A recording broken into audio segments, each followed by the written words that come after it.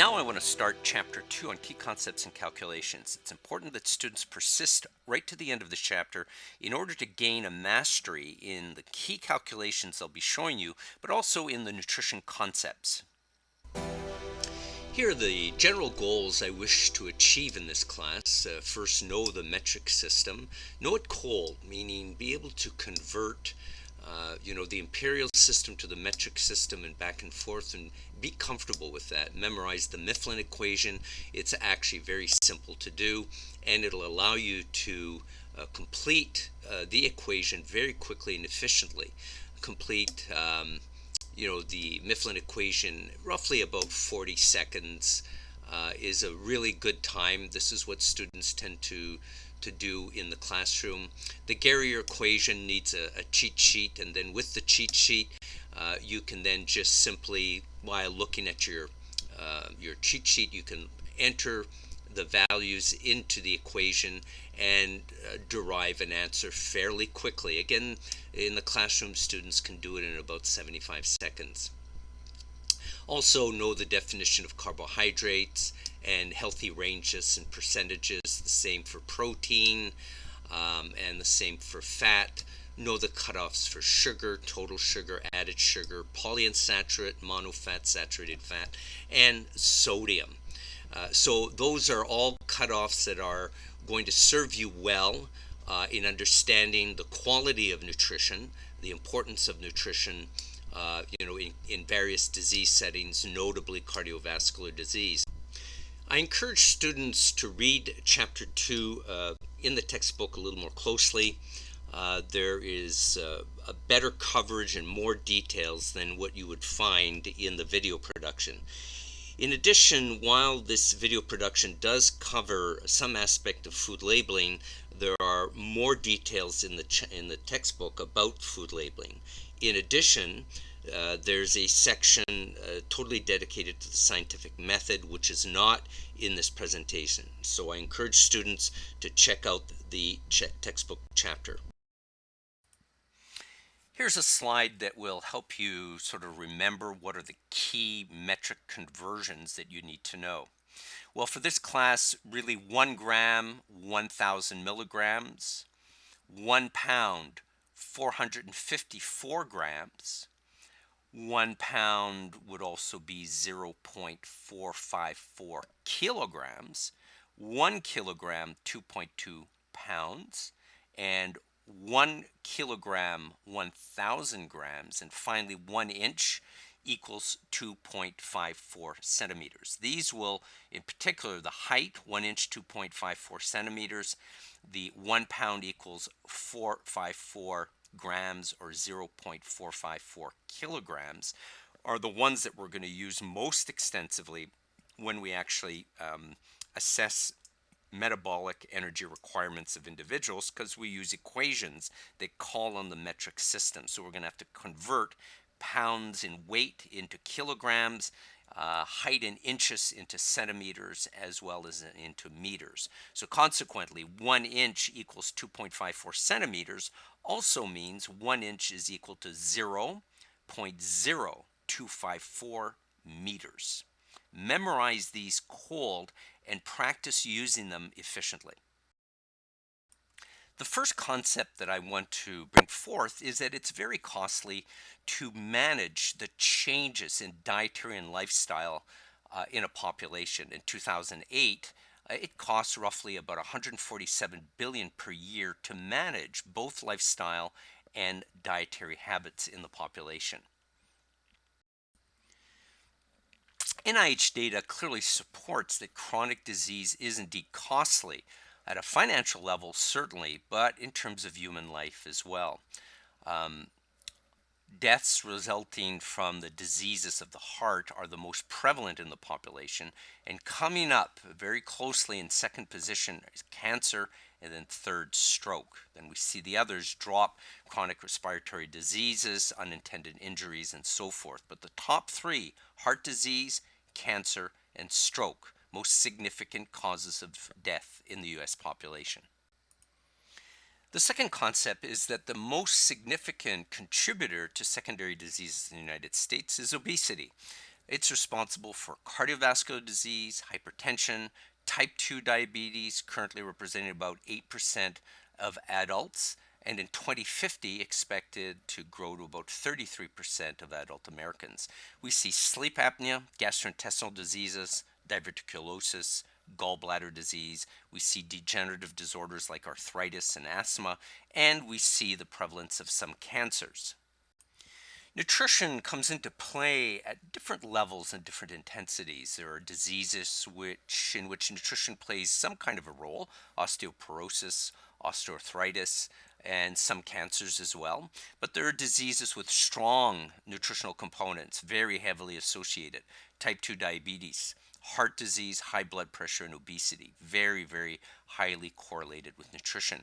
And then there are specific nutrition diseases, which we'll see later in the textbook, but suffice to say that diseases like pellagra, scurvy, iron deficiency anemia, other vitamins and mineral deficiencies become quite prevalent, and nutrient toxicities as well become relevant to nutrition, especially when we talk about supplementation or maybe exaggerated supplementation. Now, the link between obesity and cancer is actually surprisingly quite elevated. 14 to 20% of all cancer deaths are apparently tied to being overweight and obese, and up to 33% of cancer deaths linked to some kind of a nutritional link. When we put lifestyle in there, we find that 59% of cancer deaths in women, and specifically 45% of cancer deaths in men, are tagged to diet and lifestyle combined together. One of the ways the government achieves or attempts to achieve a modification in disease rates in the population is to formulate or devise the dietary guidelines for Americans. And they're formulated every 5 years by the United States Department of Agriculture, the USDA, and by the Department of Health and Human Services. And really the goal is to identify the key dietary as well as lifestyle issues that need to be addressed for the population disease reduction to take place. And these guidelines really represent a practical, hands-on way of achieving part of the healthy people's goals.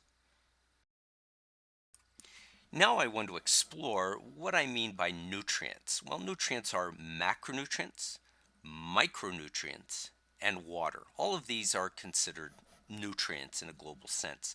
Now, the macronutrients are the carbohydrates, the proteins, and the fat, and you can see that they are the energy sources of the diet, right? We get calories from the carbs, the proteins, and the fat. Micronutrients, on the other hand, are not energy providing, but they certainly are vital for the proper functioning of the biological system. And we have within micronutrients, we have vitamins, we have macro minerals, which are large quantity, fairly large quantities of minerals in the body, and we have micro minerals, usually required in microgram amount, and the macro minerals are usually in milligram amount, and we have water considered as a nutrient as well. So this slide illustrates what we actually mean by nutrients. Okay, so this is a concept that needs to be known cold. It means that you need to memorize these values so that you can do the appropriate calculations quite efficiently. Now, when we talk about energy coming from carbohydrates, we really mean 4 calories per gram of carbohydrate. So 1 gram of carbohydrate equals 4 kilocalories. 1 gram of protein equals 4 kilocalories. 1 gram of fat, 9 kilocalories. And 1 gram of alcohol, 7 kilocalories. So calories only come from the macronutrients and from alcohol. So here's some calculations that we can do with this information. So for example, if I say that a patient's had a slice of bread, you want to derive how many calories are coming from that. Well, the carbohydrates in the slice of bread is 15 grams. The amount of protein in that slice of bread is 3 grams, and the amount of fat is 0.5. So we can say in all that that one slice of bread contains 76.5 calories. How do we determine that? Well, 15 grams of carbohydrate means that there are, if we consider 4 calories for every gram, it means that there are 60 carbohydrate calories in that bread. Since protein has 4 calories per gram and there are 3 grams of protein, 3 grams times 4, 12 kilocalories. And since 1 gram of fat has 9 calories and there are 0.5 grams, 0.5 times 9, 4.5. So when we add them all up, 60 plus 12 plus 4.5, we get 76.5 calories. The Institute of Medicine has established acceptable macronutrient range distributions that are consistent with healthy living after much scientific research.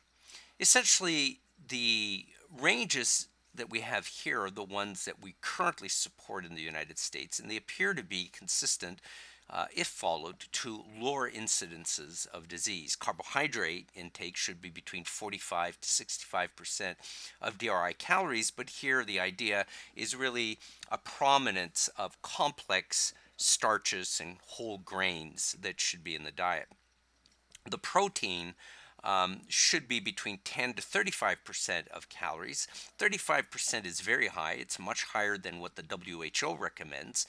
WHO recommends no higher than 15% of DRI calories, but here in the United States, because of extreme sports and the lifestyles that we lead in terms of exercise, strengthening exercises and so forth, the calorie or the percent of calories for protein appears to go higher. But the most accurate method, especially the one used in healthcare, appears to be more tied with body weight than with percent calories. So we're going to be really talking about the physiological requirement based on body burden of protein. And here, the physiological requirement at baseline is 0.8 grams per kilogram body weight. These values go a little bit higher, and we'll talk about them later on. Fat levels should be between 20 to 35% of DRI calories, and again, the higher levels of 35%, much higher than the 1977 guidelines of 30%, is consistent with the higher level of exercise and energy expenditure that we see in extreme sports and marathon running. So a dietitian is best equipped to guide an individual in these higher levels of fat, ensuring that the fats in questions are of good quality. I want to discuss now the value and the significance of dietary carbohydrates found in section 2.1.2 in your textbook. In discussing the subject of carbohydrates, we can start off by simply outlining the general organization of carbohydrates. We think of carbohydrates then as simple sugars. We can think of them as starches. We can think of them also as fiber. And so we're going to look first at what we understand to be starches. Starches are really polysaccharides, or in other words, complex carbohydrates. Starches are important because when we look at the carbohydrate intake in North America, it's estimated that 60% of those carbohydrates are starches, whereas really 30% come from sucrose and about 10%. There are essentially two types of starches, amylose and amylopectin. Foods that are high in amylose tend to be starchy fruits like banana and vegetables like parsnips, maybe beans, legumes including soybeans, kidney beans, navy beans, and lentils. These all tend to be high in amylose. By contrast, starches that are elevated in amylopectin tend to be potatoes, rice, and wheat.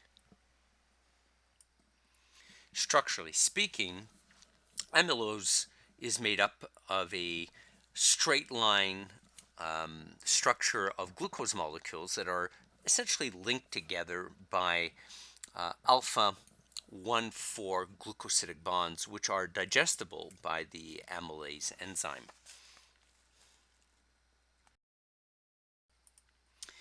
The amylopectin structure tends to be more branched than straight line.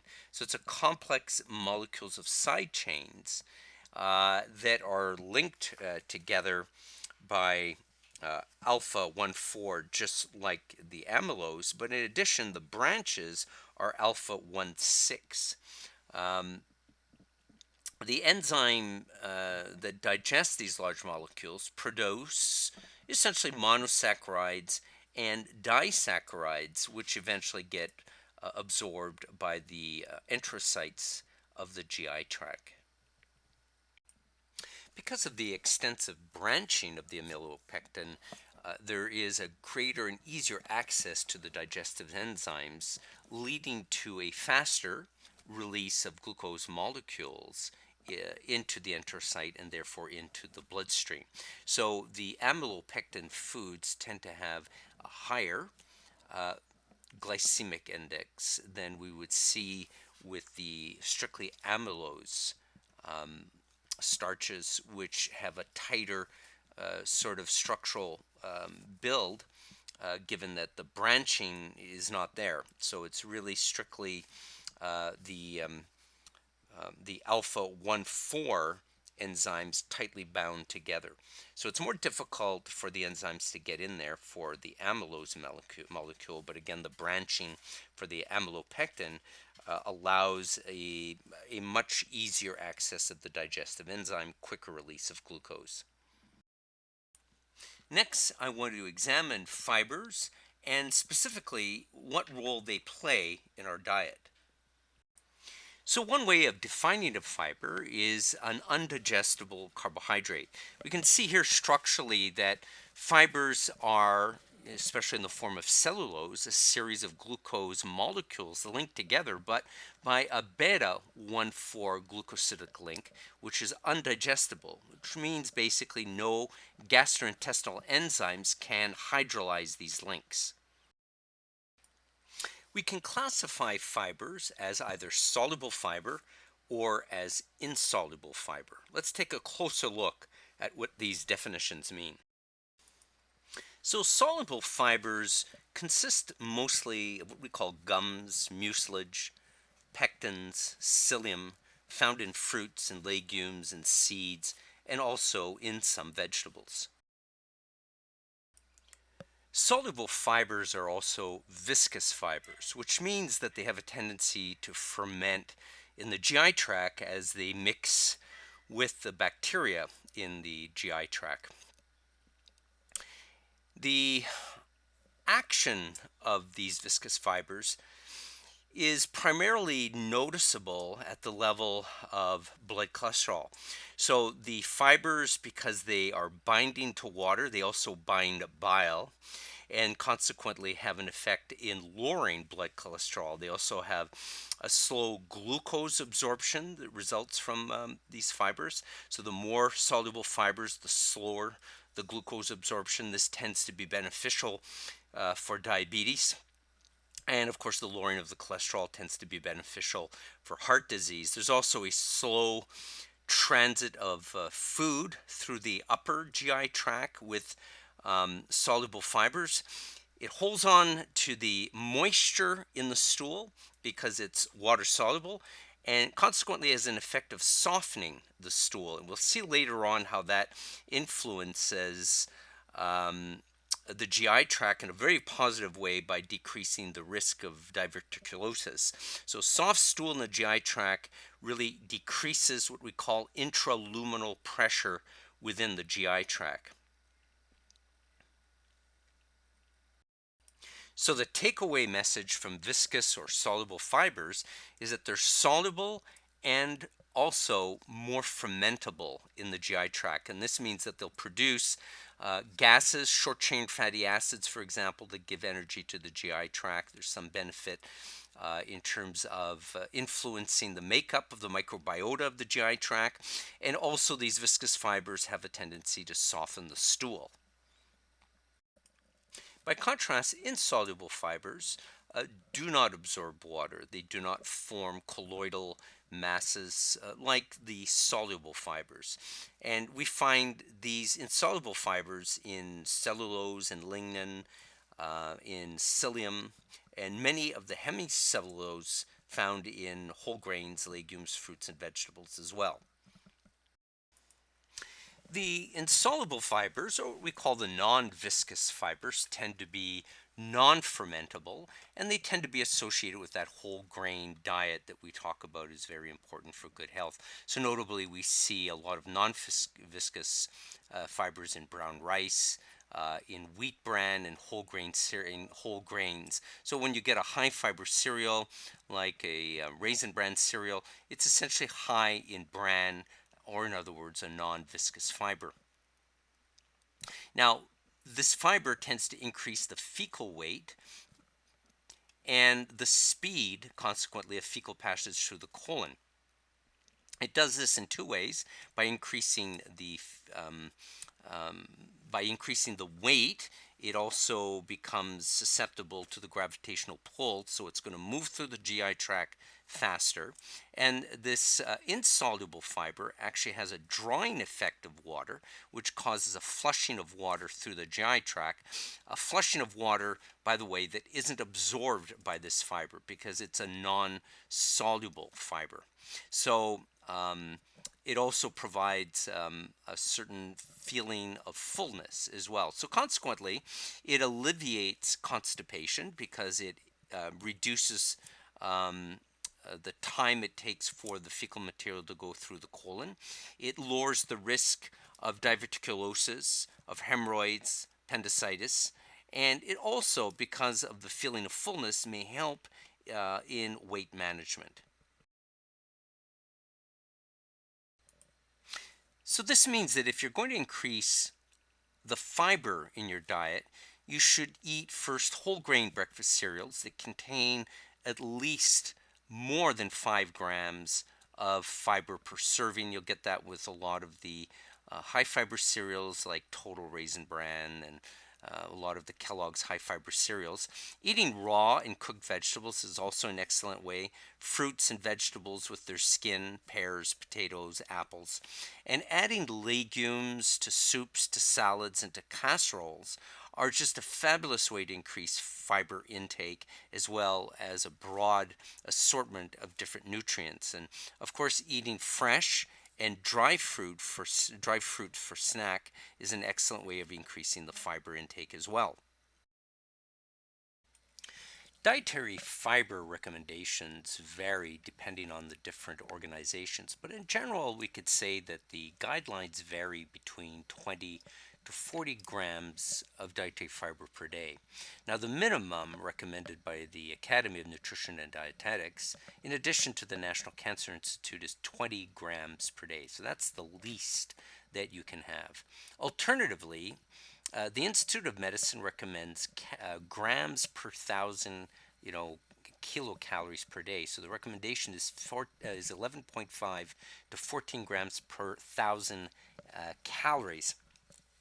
So this is kind of a really important recommendation because it means that the gram intake of fiber will increase as the caloric intake increases. So a 2,000 calorie diet will essentially require that you bring in 28 grams of fiber per day, for instance. The range, according to the Academy of Nutrition and Dietetics, that is acceptable is 20 to 35 grams. This is what they generally recommend. For families that have cancer, for instance, the recommendation is 35 to 40. The Mayo Foundation for Medical Education and Research recommends for women 21 to 25 grams, for men 30 to 38. And in an exceptional way, people with hypercholesterolemia or high levels of blood cholesterol, the recommendation is to increase fiber to 50 grams per day with a preponderance of soluble fiber. In order to read more about high fiber foods, I encourage you to click on the link in D2L to review the Mayo Clinic high fiber food selections. This will give you a broader and more thorough understanding of the different types of foods that can be considered in order to increase fiber intake. After looking over the Mayo Clinic review, which among the foods below contains about 16 grams of fiber in one serving? That's really high. Is it the 1 cup of raspberries? Is it the 1 cup of whole wheat spaghetti? The 1 cup of split peas? Sunflower seeds? Is it the raisins? The answer is actually the split peas that are cooked 1 cup, a very significant amount of fiber. And this is the message for those that want to increase their fiber intake, is to include legumes into the diet. Now I want to pay attention to sugar consumption and the role that moderate to large intakes play in the development of chronic disease. So how do we control for excessive sugar intake? Well, first we have to identify that sugar comes from, first of all, the total sugar in our diet, which is from natural sugar and from added sugar. And the NIH tells us that whenever population groups consume more than 20% of their calories from sugar, from total sugar, the quality of the nutrition goes down. So although there is no government regulation specifically restricting total sugar, we can certainly go by the guideline of aiming for less than 20% of calories. So this means a person consuming 2,500 calories a day, if you multiply that 2,500 calories by 0.20, which is 20%, then divide that amount by 4, you get 125 grams. So this would be the maximal amount of total sugar. So this would be the sugar coming from fruits and juices and milk, and it would also include the sugar that's coming from your breakfast cereals and the processed foods. So all of these combined together would be limited to 125 grams per day on a 2,500 calorie diet, but the guideline is less than 20%. The other way to do it is also to restrict the added sugar, and this the government recommends, to less than 10% of the calories. And the added sugar is really the sugar that's been added by the manufacturer. So you're looking at a lot of processed foods. Now I want to review the principles and the concepts of dietary protein. So let's begin with defining what a protein is. A protein is really an accumulation of amino acids linked together to form a protein. And where do we find proteins but in muscles and in organs? And the main sources of the protein in our diet are the meats, the fish, the poultry, the dairy products, and then we also have the beans and nuts, or the beans are also called legumes, and they include things like soybean, fava bean, romano bean, soybeans, a variety of lentils, and so forth, and the nuts. And these provide us with our basic proteins in our diet. Section 2.1.3 gives you more of the structural frame of a protein and of an amino acid, and it provides you with additional information regarding the indispensable amino acids, or the necessary required amino acids, as well as the conditionally indispensable and so forth. So I encourage you to read through the chapter and to get more complete information regarding the proteins. Here's a summary of the basic requirements that you need to know about protein. First, in terms of percent of calories, the macronutrient recommended guidelines is 10 to 35% of the DRI calories, or the requirement calories. Now, in terms of specific guidelines, they are based on body weight, and we will be relying on this, especially when we get into the medical aspect of the protein needs. But we know that physiologically, the protein requirements for the body is 0.8 grams per kilogram body weight. So this basically means that if an individual weighs, let's say, 80 kilograms, that his amount, or her amount of protein based on the body weight, would be 64 grams, or 0.8 times 80 kilograms. Now, this is a basic physiological requirement. It usually is associated with roughly 10% of the DRI calories. But when it comes to the need for higher activity, the guidelines suggest anywhere between 1 to 1.5 grams per kilogram body weight will meet the needs of most individuals that are actually working out. And this usually is associated with roughly about anywhere between 10 to 15% of the DRI calories. The maximal allowance for protein is estimated at 2 grams per kilogram body weight, and that's for all healthy individuals, right? That even those that do a lot of sport, a lot of strengthening exercises, they shouldn't really be going over 2 grams per kilogram body weight. So when we calculate the protein needs or how much protein we have in our diet, we can assume that there are 4 calories of energy for every gram of protein. And the other thing to consider is that protein is our primary source of nitrogen. And this is one of the reasons why our requirements are usually based on body weight, i.e. 0.8 grams per kilogram body weight, because when we eat protein, we have to consider the burden on the body because we need to process that protein through our kidney, and we essentially then pee it out as urea nitrogen. So protein is very different than carbohydrate or fat in that way. Essential amino acids are referred to in the textbook as indispensable amino acids. They're found on table 2.1.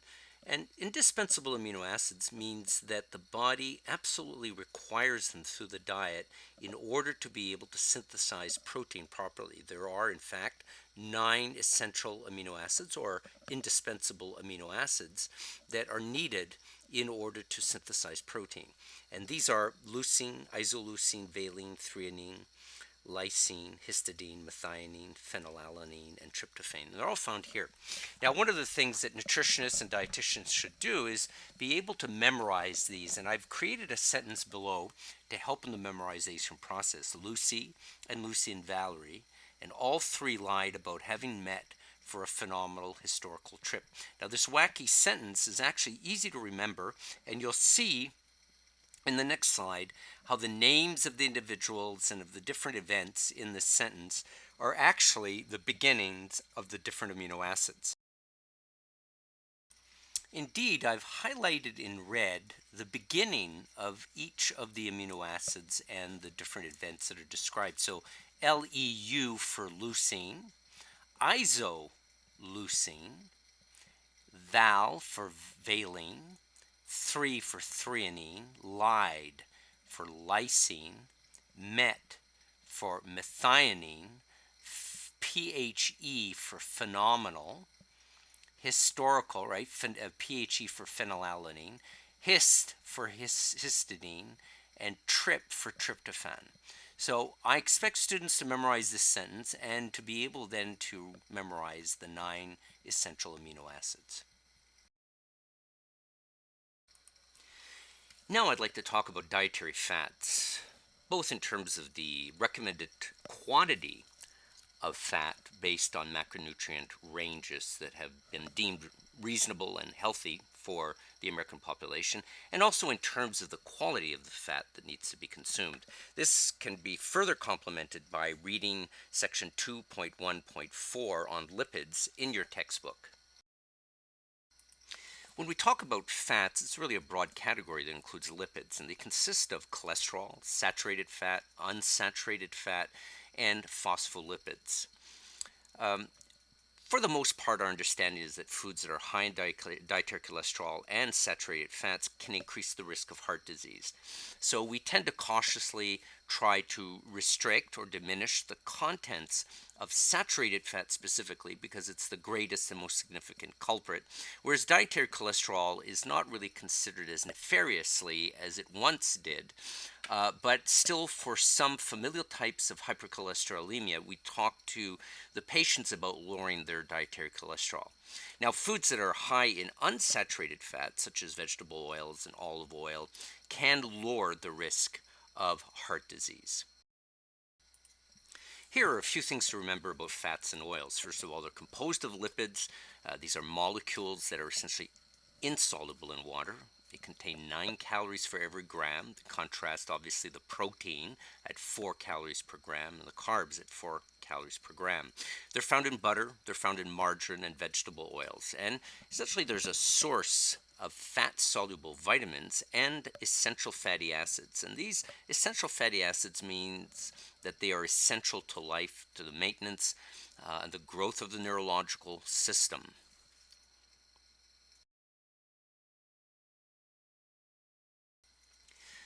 There are a lot of details on this slide, but essentially they go over the content and comparisons between oils in terms of content of polyunsaturated oils, which we refer to here as linoleic acid. Linoleic acid is the first of the essential fatty acids, and we can see it primarily very present in sunflower seed oil, safflower seed oil, corn oil, soybean oil, cotton seed oil. So very present in these. And this linoleic acid is what we call a polyunsaturated fat.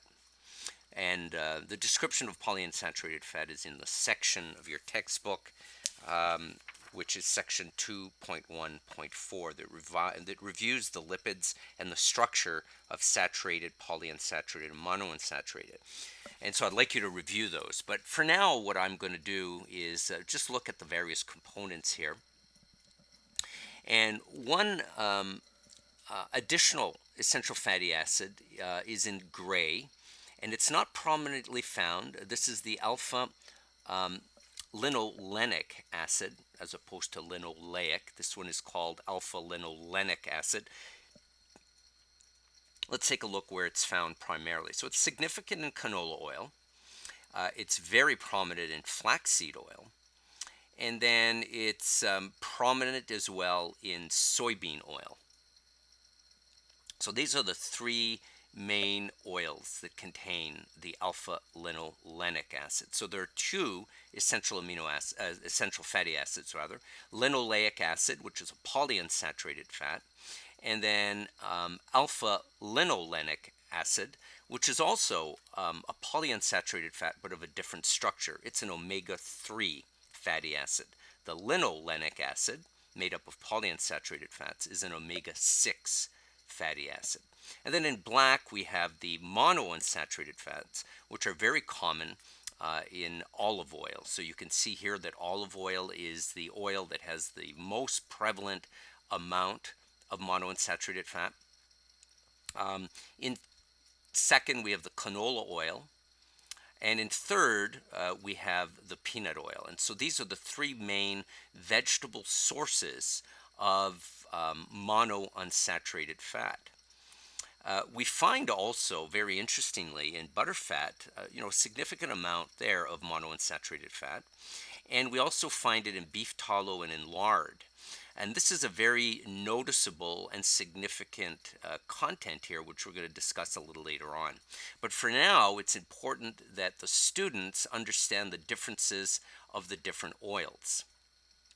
First, there are the polyunsaturated oils, rich in linoleic acid, which are omega-6s. Then there are the oils that are polyunsaturated as well, that are alpha linolenic acid in gray, and these are of the omega-3 fatty acids. Then there are the ones in black, which are the monounsaturated fats, considered very healthy, and these are of the omega-9 fatty acids. And then at the top here, we see the saturated fats, and the saturated fats are indicated in the darker gray on the far left side. And what's notable here is, as a rule, we tend to vilify the meats and the lards as being prominent sources of saturated fat. And this high saturated fat is linked to higher risks of heart disease. It's even more atherogenic than dietary cholesterol.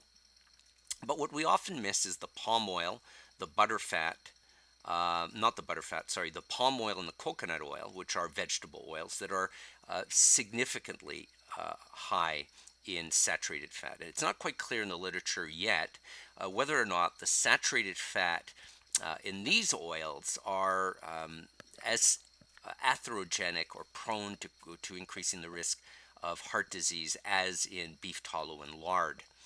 Certainly, we see butterfat is high as well, and that's always been vilified. In fact, that's why we turned to margarines, only to discover later on that the margarines were more nefarious than the butterfat and more nefarious than the lard.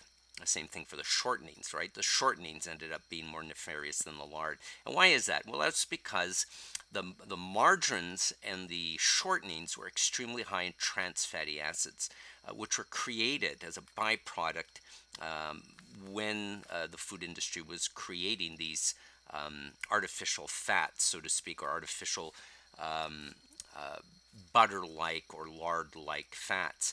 Now, if you look at the composition, you'll see that the lard actually wasn't as bad as so many thought. Yes, it was high in saturated fat, but there was actually a significant amount of monounsaturated fat. So taken in moderation, this was not actually a bad choice. The same thing for butter. You can see, sure, it is high in saturated fat, but there's also a significant amount of monounsaturated fat.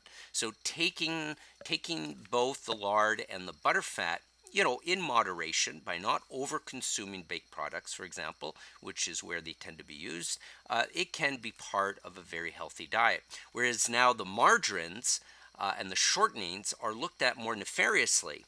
I encourage students to refer to Focus Box 2.1 in your textbook in the second column, Percent Dietary Standards, to memorize these standards. Now what we're specifically looking at is the cutoff for saturated fat, less than 10% of calories, polyunsaturated fat, 5 to 10%. And the reason is that while the polyunsaturated fats are providing that essential fatty acid, alpha, basically linoleic acid, and while the polyunsaturated fats of the, which is of course an omega-6, and while the polyunsaturated fats of the omega-3 category are providing alpha linoleic acid, these are very important. The polyunsaturated oils are essentially limited to about 10%, because there is some concern that high levels of polyunsaturated omega-6 fatty acids have a tendency to become pro-oxidants. In other words, bringing higher levels of oxidative stress and microinflammation to the body. Many cardiovascular researchers are suspecting that the high level of polyunsaturated omega-6 fatty acids in our diet are responsible for this microinflammation, which is actually part of the etiology of heart disease. So containing it to 5 to 10% is really meant to meet the essentiality of these fatty acids, but not to bring in so much of this omega-6 fatty acid that it becomes a pro-oxidant in our body.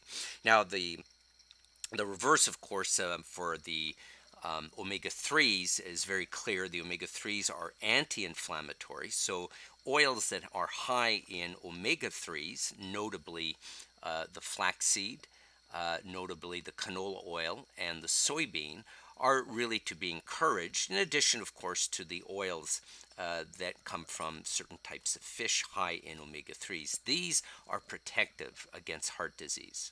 Now, the other component that we should look at is also, the amount or the cutoffs for monounsaturated fat. And most agree that the literature suggests that a good healthy diet should not contain less than 11% of the calories coming from monounsaturated fat. This is in your textbook, and I ask you to review these on page 52, the Focus Box 2.1, and of course it continues to explore this on page 54.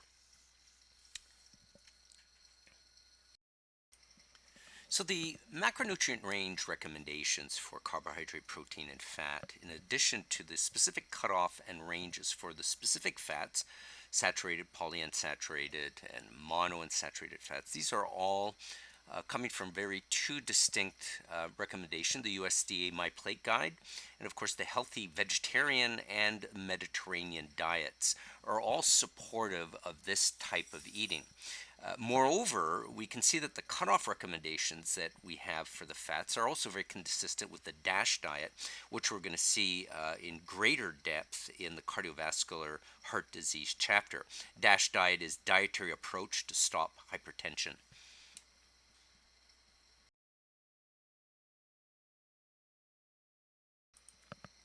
The 2015 Dietary Guideline for Americans had key principles for long-term health. We're just going to review them here. They should be part of what you understand is important in nutrition guidance. So first, maintenance and achieving a healthy weight by making wise selections in food and beverage choices that are high in nutrient density in order to diminish the risk of chronic diseases. So this is actually a very important focus. Limit the intake, the caloric intake, and ingest nutrient-dense foods that are consistent with My Plate. So a lot of fruits and vegetables and so forth. Significantly reduce the intake of foods that are high in sugar, saturated fat, sodium, and make healthy beverage choices. In other words, really stay away from processed foods that tend to be high in the saturated fat, the sodium, and the sugar, and stay away from soda pop. Shift food and beverage choices away really from the less healthy ones towards really healthy choices, which really is a very soft way of saying embrace diets that we know are very healthy. The Mediterranean diet, also the Oriental diet, for instance. Promote healthy eating in schools, in the workplace, in community centers, and churches. So be part of that community that encourages an extension of healthy eating habits in the home, bring them into the community, and really teach the children early on to stay away from the fast food and the junk food. So a lecture on healthy eating wouldn't be complete unless we dedicate some time to understanding dietary reference intakes, or what we refer to as the DRIs. Let's begin now with the understanding of what exactly is a dietary reference intake, a DRI. Well, a DRI really encompasses the dietary reference intakes for nutrients and also for energy, and for the macronutrients that we talk about, the recommended macronutrient ranges, right, or the acceptable macronutrient range distribution. So this encompasses all of the DRIs. Now, when we look specifically, we can see that within the DRIs for nutrients, we have the estimated average requirements, the EAR.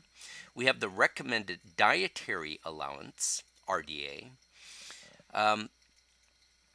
We have adequate intakes, the AI, and we have the tolerable upper intake levels, the UL.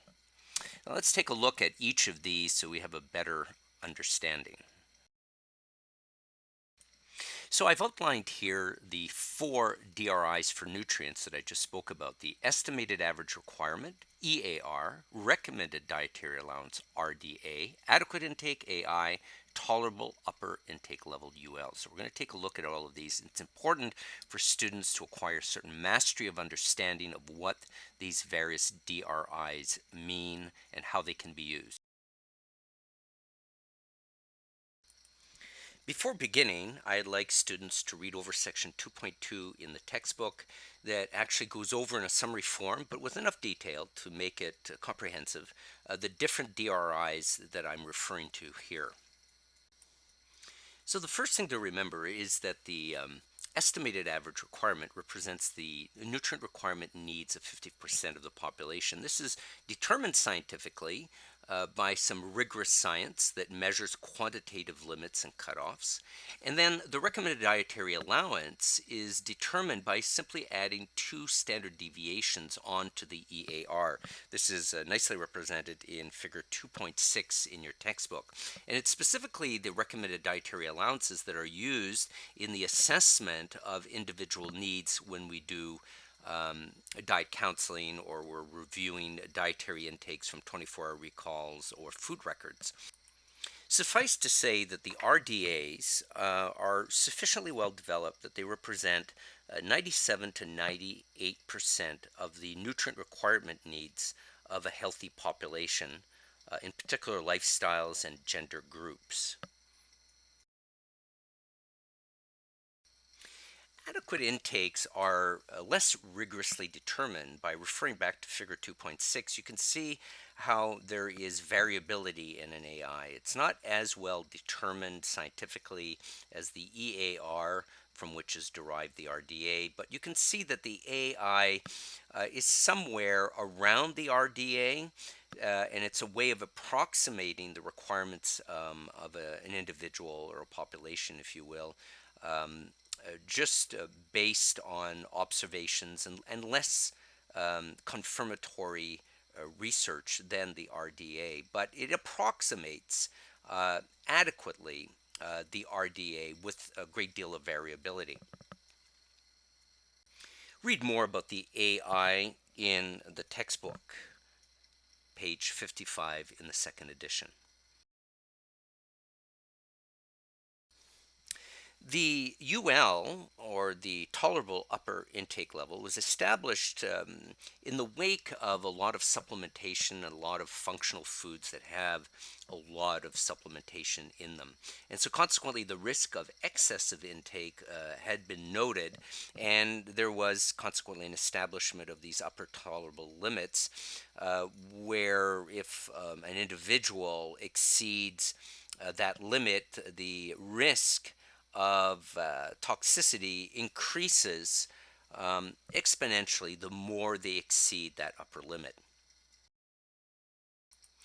These ULs are found right here, and they're also found at the end of Chapter 3 in your textbook. And you can see that toxicity then occurs when an individual's intake increases beyond these particular cutoffs. So it can be a little misleading because an individual might be taking in 500% of their RDA, meaning that they're, exceeding their RDA by 500%. But if the quantity actually consumed of that specific nutrient doesn't exceed this particular cutoff, then the intake of that individual remains adequate. So it's very important to understand that these particular cutoffs here are meant to understand that if you exceed these cutoffs, you're increasing your risk of toxicity. But if you remain below these cutoffs, then the risk of toxicity is significantly less. And this is really independently determined from the percent RDA. Right? The percent RDA can be very misleading because these percentages can be very high, and it simply means that you're exceeding the RDA specifically, but it's not exceeding the RDA that creates toxicity, it's exceeding the UL cutoff. So good thing to remember.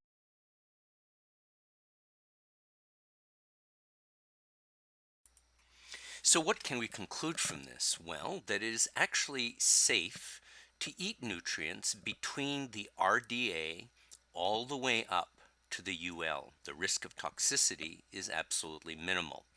The moment that we cross the UL, we increase our risk of toxicity, and that risk increases exponentially the more we exceed the UL. Now I want to take a few moments and introduce you to the principles behind assessing a human diet. So I want to go over the principles here of what constitutes a risk of deficient nutrients. First of all, the macronutrients. When are they suboptimal? Well, consider the healthy macronutrient ranges. Carbohydrates have a healthy macronutrient range of 45 to 65% of DRI calories. And I'd like to stress DRI calories because these particular standards are not established based on what someone eats, but really based on what their requirements are.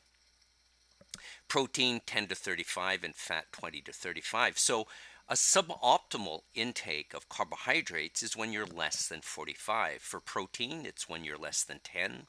And fat is when you're less than 20% of the DRI calories. Now let's take a look at the micronutrients. The probability approach developed by George Beaton from the University of Toronto explains that when the micronutrient intake of an individual is less than 66% of the RDA, it increases the risk of micronutrient deficiency. So when we talk about excesses and we come back to macronutrients, well, excesses would be when you're over 65% of energy coming from carbohydrates. So you'd be excessive in carbohydrate. You'd be excessive in protein intake if you're over 35% of the DRI calories. And you'd be excessive in fat intake if you were over 35% of the DRI calories. For micronutrients, excess again is only when you exceed the UL as indicated on the UL table previously, also found at the end of Chapter 3. This table illustrates how a nutrient analysis can effectively be made. First column indicates the nutrients, the second one is the RDA. The third one is the actual intake, and the fourth column is the percent of the RDA. So what we have here is the RDA for calcium is 1,000 milligrams, thiamine 1.1 milligrams, vitamin A 900 micrograms, and vitamin D 15 micrograms. So what we see in this dietary intake is that the individual is consuming 650 milligrams of in their diet, and this represents 65% of the RDA. That's 650 divided by 1,000 milligrams times 100. So the same calculations are done for the other nutrients. So thiamine represents 62% of the RDA, vitamin A 76%, and vitamin D 287%. So let's take a look at these percentages. So based on our understanding for micronutrients, the intake at 65% for calcium is deficient because it's under or at a high risk of being deficient, I should say, in the diet because it's less than 66%. The thiamine at 62% is also at high risk of being deficient in the diet at less than 66%. But the vitamin A at 76%, even though it's under the RDA, the probability model indicates that at 76%, there's a much lower risk of it being deficient. So we talk about being adequate. This adequacy, again, is anything over 66 all the way up to the UL. The vitamin D at 43 micrograms represents 287% of the RDA, and that would lead us to maybe think that this is actually an excessive amount. But if you consult the UL table at the end of Chapter 3, you'll see that 43 milligram or micrograms is still under the 50 microgram cutoff for the UL. So even though it's 287%, it's still adequate because that intake of 43 micrograms is still under the cutoff for the UL for that particular nutrient. Here's an example of how a diet can be assessed in terms of calories and micronutrients. At the top, we have the caloric intake, 2,060 calories, and we have the DRI calories, that is the calories that this person requires based on their height and their weight and their age, and that is needed for weight stability, 2,750 calories. So what we want to do here is we want to determine if the calories are low enough so that they might indicate a possibility of deficient calories in the diet. And to do that, a caloric intake that's less than 75% of the DRIs can be considered at risk of being deficient.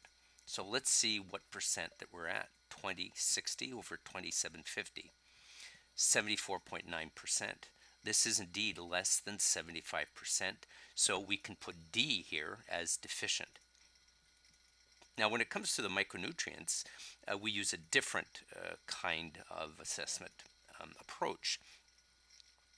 If the micronutrient is less than or equal to 66% of the RDA or the DRI, it's considered deficient. So let's take a look at the vitamin D. 3.4 micrograms and the DRI is 15 micrograms. Well, let's check the percent. 3.4 divided by 15 times 100, 22.67. 22.67% is indeed less than 66% of the DRI. This means that this individual runs a high risk that their dietary intake might be chronically deficient. So we put a D. Let's take a look at vitamin E. 11 milligrams is the intake. The DRI is 15. 11 over 15 times 100, 73.33%. Now, one might be prompted to say, well, the percent is indeed less than 100%, which means it's clearly under the RDA, so shouldn't it be deficient? Well, we're using the probability model of Dr. Beaton out of the University of Toronto that indicates that given the variability in intake, some days we get high intakes, other days we get low intakes, and statistically what appears to be significant is when that low intake as an average is less or equal to 66% of that DRI, it's at a high risk of deficiency. So at 73%, we could essentially say that the intake is adequate. Thiamine, 3.4 to 1.2. Here, we're consuming 283.33% of the RDA. We would be prompted to say, well, this person's intake might be excessive. But remember, the only way to determine the excessive nature of a nutrient is to look at the ULs, which were found on the slide previously and at the end of Chapter 3 of your textbook. And you can see that when you look at the list of ULs, of upper tolerable limits, thiamine is nowhere to be found. Any nutrient that isn't found in that list simply means that no one has ever been able to determine a toxicity level.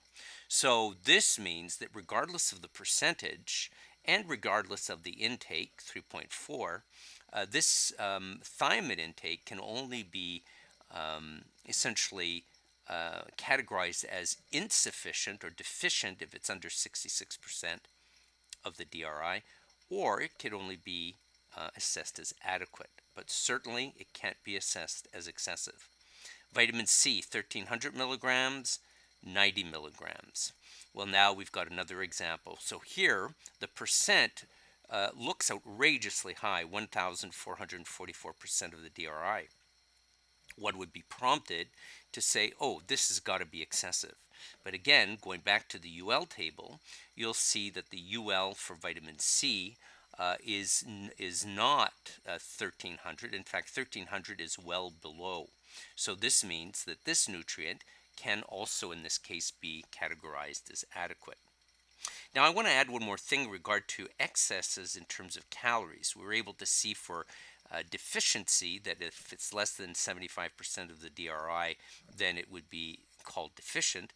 But for calories to be excessive, it's got to be greater than 25% over the DRI. To make it easy, let's do one calculation, for example, just to set the record straight. So if the DRI is 2,750, we simply multiply that amount by 1.25, and that tells us that the upper cutoff for what is excessive is 3,438 calories. So if somebody's intake is greater than 3,000, or if this person's intake, I should say, is greater than 3,438, then we could say that their intake is at a high risk of being considered excessive. Another aspect of a nutrient analysis that you must know is also the macronutrients. Again, we've spoken about this earlier, but here's a reminder. What is it that you need to know cold are the recommended macronutrient ranges for carb, protein, and fat. These you must know absolutely without hesitation.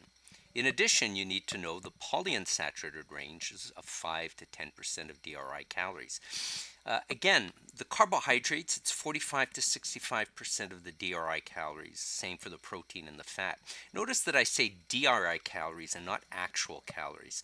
Indeed, when you're measuring a person's standards by which you're going to compare their carbohydrate intake, you don't use what they eat, you use what they should eat, and this establishes the standard.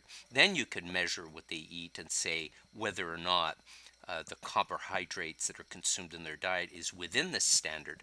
But the standard that we're talking about in grams is derived from these percentages here using the DRI calories, or the recommended calories. Same thing for the polyunsaturated fats.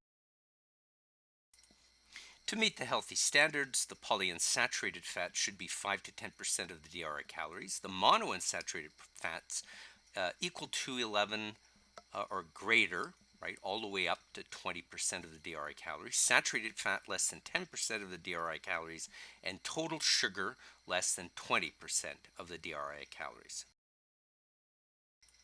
So now for an example, let's look at what we would do if a person's DRI calories were 2,350 calories.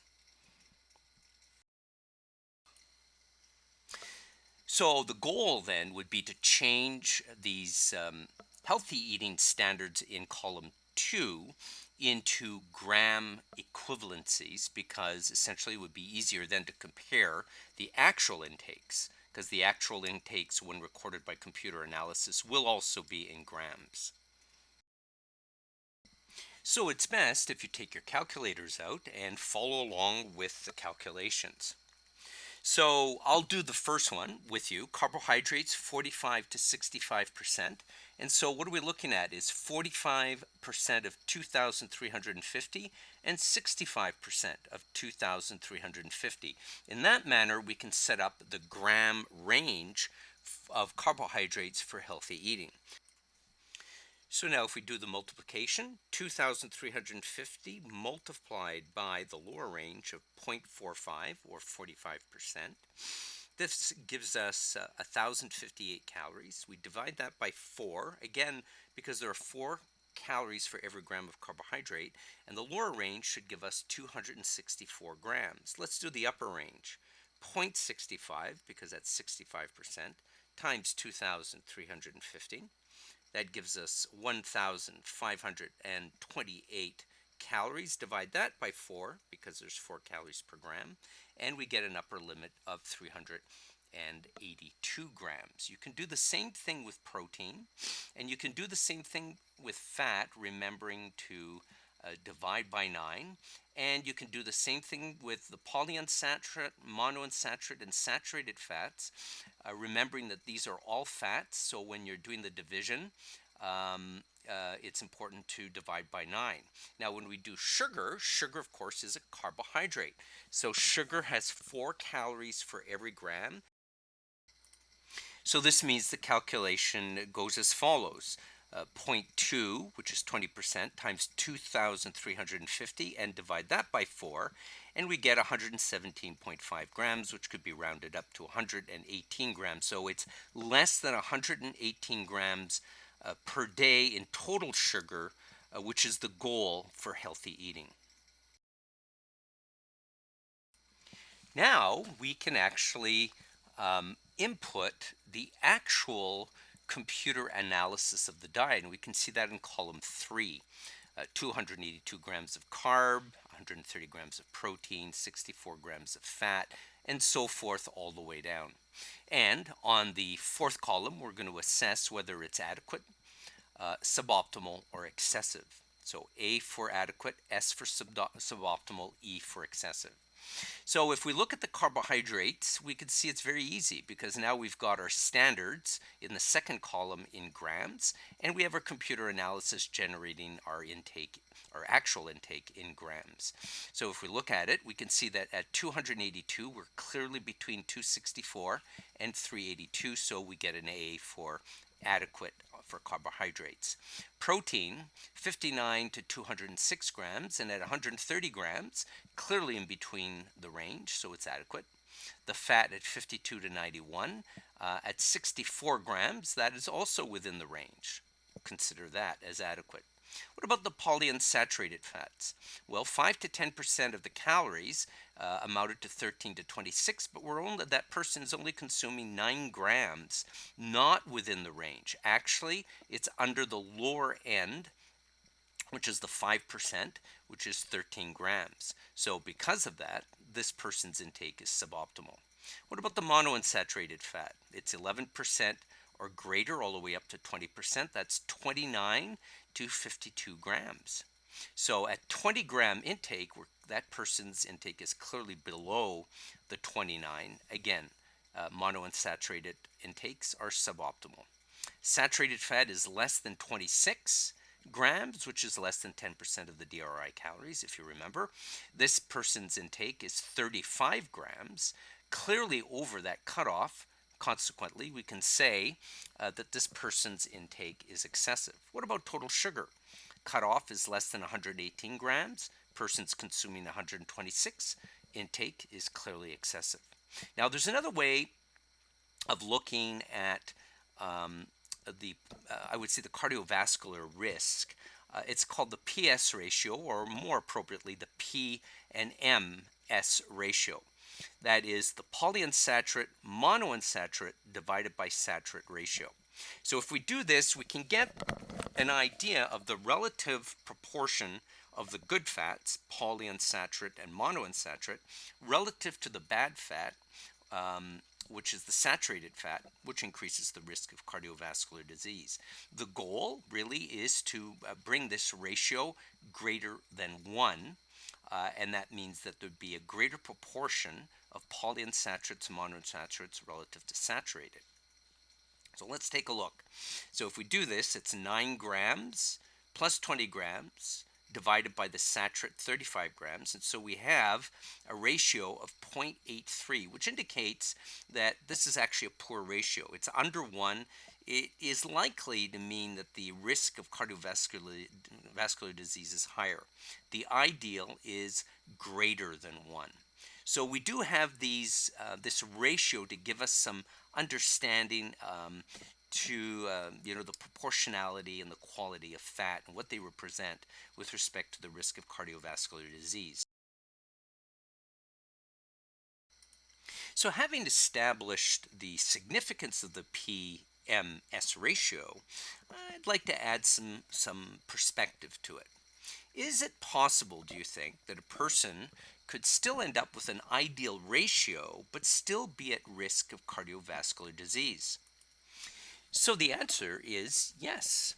Let's take, for example, the following calculation. Let's stay with our 9 grams of poly and the 20 grams of monounsaturated fat. So we end up with 29. And now let's take a look at our saturated fat. And if our saturated fat is, for instance, at 27, let's look at the ratio. 29 divided by 27 gives us 1.07. That indicates that we are proportionally, it would seem, at better or higher, at good risk or low risk of cardiovascular disease. But when we actually look at the amount of saturated fat at 27, we are clearly above the saturated fat cutoff. So even though the ratio indicates a positive 1 greater than 1 risk, or greater than 1 ratio indicating low risk, the fact that the absolute values of saturated fat are greater than the cutoff supersedes what the ratio reveals to us and helps us to confirm with the patient that they are still dietarily consuming too much saturated fat. All right, so here's a recap. What's the PS ratio? It's the measurement of the proportion of good and healthy fats relative to the proportion of unhealthy fats. Which are the good fats? Monounsaturated fats tied to olive oil, oleic acid, and the Mediterranean diet. The polyunsaturated fats, the omega-6s, in addition to those that are called the omega-3s. These are all polyunsaturated fats. Unhealthy fats, saturated fats, and the trans fatty acids. So what is the ratio? It's the grams of monounsaturated fat plus the grams of polyunsaturated fat divided by the grams of saturated fat.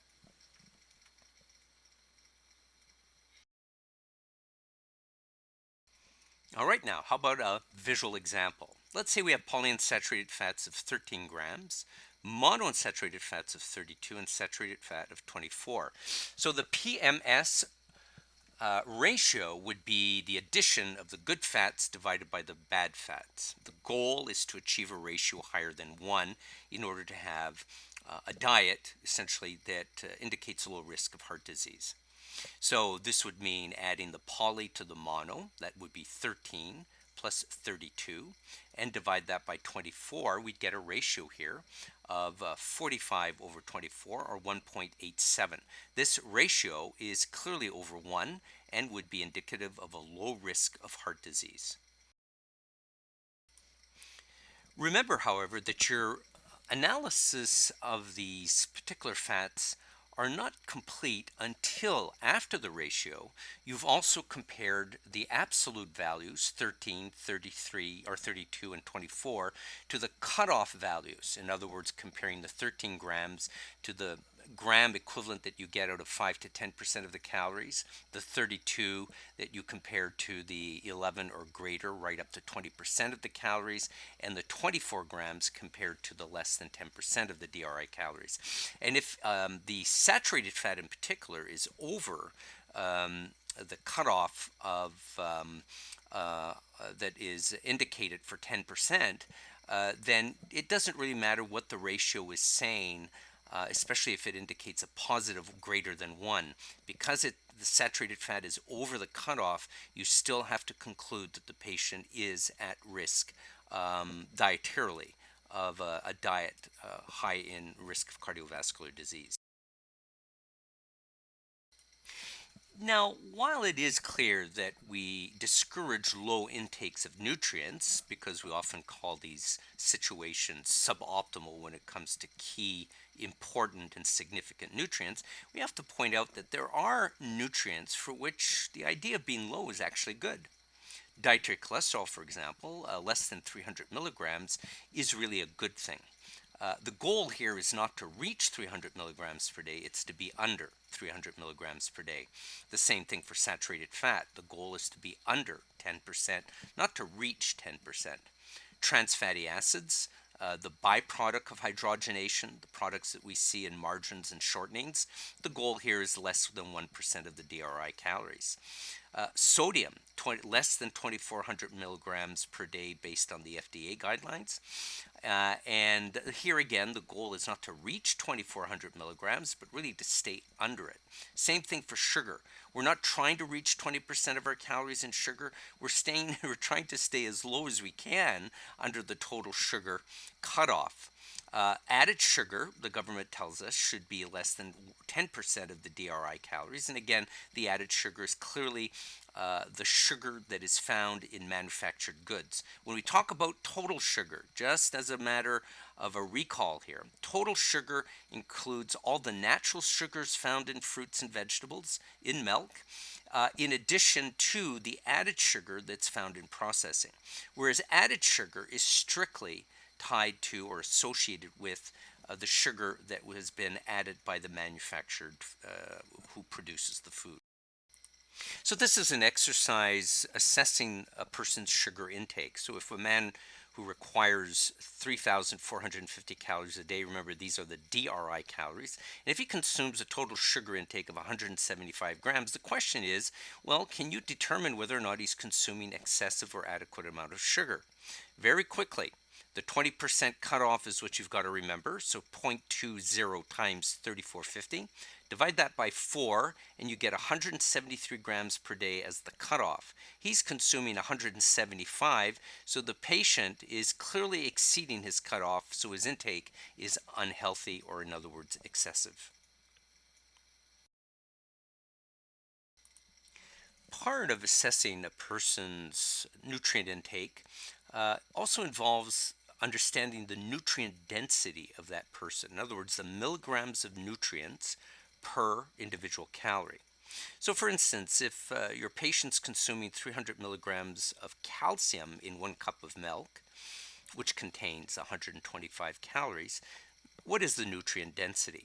Well, it's 300 milligrams, the quantity of calcium found in the number of calories in that 1 cup, 125. That gives us a nutrient density of 2.4 milligrams per calorie. While we tend to encourage individuals to consume foods high in nutrient density, we discourage them from consuming foods that are high in caloric density. So caloric density really is the number of calories per gram of food. So we're comparing two products here, the donut and the apple. Donut highly processed and the apple not processed at all. So the donut weighs 42 grams and contains 195 calories. The caloric density is the number of calories per weight of the donut, so 195 divided by 42, and we get 4.64 calories per gram. Let's compare that to the apple. 182 grams, 95 calories. If we do the caloric density, 95 calories divided by 182, we get 0.52 calories per gram. We can clearly see that the unprocessed fruit contains significantly less calories per weight. And this is really typically seen in all vegetables and fruits, and is a lesson for us, right? When we want to understand, where are the calories coming from? Well, they're coming from the processed foods that have virtually significant amounts of calories per individual weight compared to the foods grown in vegetable gardens or on trees. In this next section, I'm going to spend some time looking at how we can assess the quality of food choices that are made by your patients. One of the first criteria for quality is used with the food labeling. Here at the back of a product, we find the nutrition facts panel indicating the serving size and the number of servings per container. What we see first are the number of calories, and then we see the number of calories that come from fat. Now in total, what we see here is total fat, 13 grams, and that this represents 20% of the DV. The DV is the daily value, and it's calculated using a 2,000 calorie diet with the ideal healthy fat representing 30% of those calories. So if we do the calculation, 2,000 times 0.3 divided by 9, because there are 9 calories per gram, we get 66.7 grams of fat. And the FDA that basically sets up these nutrition facts panels essentially uses 65 grams as what we call the daily value. So we can do the calculation here and verify that 13 grams represents 20% of 65 grams of fat. We can do the same calculation for saturated fat.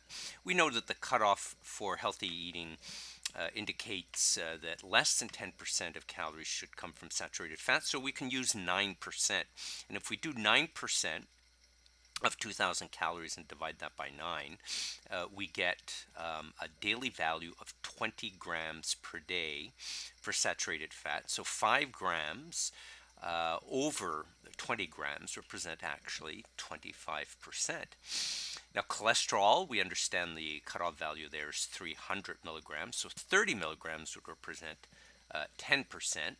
For sodium, it's 2,400 milligrams, and again 660 milligrams in this one serving, so 660 divided by 2,400 times 100 is equal to 28 grams, or 28%. We can see at the bottom of this facts panel that there is a representation of what the daily value represents for 2,000 calories and for 2,500 calories. The label always specifically on top here relies on 2,000. So we can see the total fat is 65 grams. Saturated fat, as we've previously calculated, is 20 grams. Cholesterol is 300. Sodium is 2,400 grams. And when we look at the total carbohydrate, it's basically 300 grams. So how did they determine that the daily value would be 300 grams for carbohydrates? They essentially selected a higher level percentage in the healthy macronutrient range for carbohydrates. That's 45 to 65, and they selected 60%. So 60% of 2,000 calories, divide that by 4, and we get 300 grams. When we look at dietary fiber, they simply use the basic recommendations for fiber, and that's 25 grams. So it's important to know at this stage what these specific percentages are. We know how to calculate them. We know what the daily values are. But now, what does the percent mean? Well, we move to the right and we look at the title, Understanding the Labels. So we can say that the nutrient in question is an excellent nutrient, or that the food is an excellent source of that nutrient when the percentage is 20% or greater of the DV. So when we look at this, we can say that this is an excellent source of fat. We can say that it's an excellent source of sodium, and that's about it at the moment. Now, when we look at the food as a good source, it's got to be 10% or greater, all the way up to 19.9%. So let's look at this particular food label, and we can say that it's a good source of cholesterol, that it's a good source of carbohydrate. And when we look at the specific nutrients, vitamin A, vitamin C, calcium, and iron, we can say that it's a good source, but not an excellent source of calcium. Now, the next is not a good source, right? What is the categorization here? So 5% all the way to 9.9%. So any nutrient that scores in this range of percentages is actually not considered a good source, right? That food's not a good source of that nutrient. So let's take a look at what comes under there. Well, we can say here that certainly vitamin C is not a good, not vitamin C, but rather, well, none of the nutrients here are actually considered not a really good source. But what we can say is that some nutrients are actually considered poor sources. And what's considered a poor source is when it's less than 5% of the daily value. So what's less than 5%? So vitamin A, we can say that this food is a poor source of vitamin A. We can say that it's a poor source of vitamin C. And we can say that it's a poor source of iron. Why? Because it's less than 5%. Now, there are nutrients here that are deserving to be low. We don't exactly necessarily want them to be high sources, notably total fat. Now, in this example, we can see that the nutrient is, that the food has 20% fat, 20% of the DV is fat.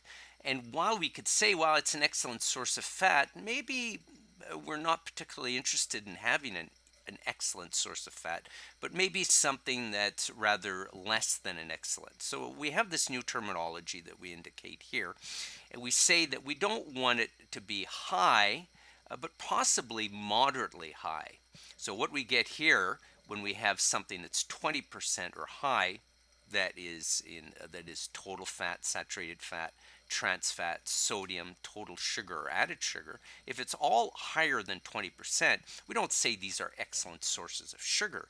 We say this product is high in sugar, because these are nutrients that we don't necessarily want to maximize. So in this case, total fat, we can say, well, this product is actually high in fat.